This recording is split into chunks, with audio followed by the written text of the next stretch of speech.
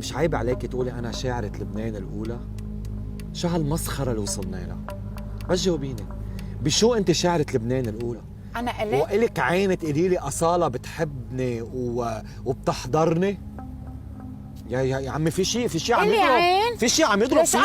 أنا ما بعرف ليش أنا شو شاعرة بس- شو؟ بس لك لك شو شاعرة؟ بشو شاعرة أنت هلا؟ بس جاوبيني، شو يعني شاعرة لبنان الأولى؟ بشو؟ بس بدي أقول شغلة. إيه الشاعرة رملاء نكد، شئتوا ولا أبيتوا عن مسخرة ولا غير مسخرة. اسم لما تقولوا رملاء نكد الشاعرة، حافظانين شو اسم لحدا لبنانية شاعرة؟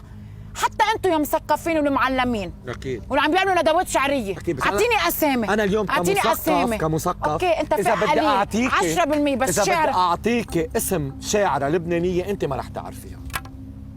أعطيكي، ما تزعلي مني 90% من الشعب اللبناني ما رح يعرف. يوم لا مش ما عيب. بسمح لك سوري. ليه؟ ما بسمح لك تقول اللي عني عم تعمليه جاهل. مش جهل؟ لا شو عم تعملي؟ لك لا. مش عيب تقولي لي أنا شاعرة لبنان الأولى؟ ما قلت لك أنت بتقولي أنا ما شاعرة انتحرت لبنان هيدي- الأولى. ما انتحرت هذه أنت شو؟ إذا أنا غلطان أنت شو؟ شاعرة فنانة. يا عيب الشو. عرفت علي؟ لا بشو؟ أكيد أكيد. بشو؟ بعتقد اللي عم بيمثلوا والفنانين منهم أحلى مني. أوكي اليوم اللي بقول لك يا عيب الشو ما عليكي، أنت كيف بتقولي عن حالك شاعرة؟ شو بتقولي له؟ ردي على الكاميرا. لا أبالي، بل أمثل نفسي ولا تمثلني، ولا بيهمني لا رأيك ولا شخصيتك. إيه. منيح؟ أنت أصالة بتحبك كثير. إيه حياتي إيه قالوا بتقول عني كتير مهضومة.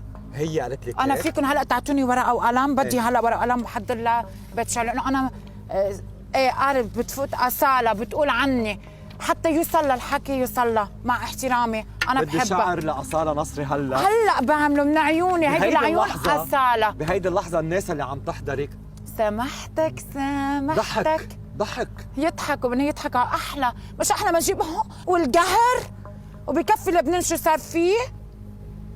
حلو إنه عم دخل البسمة. لوين وصلنا لأي زمن؟ سامحتك مرة غني لا بدي سامحك أنت على شو؟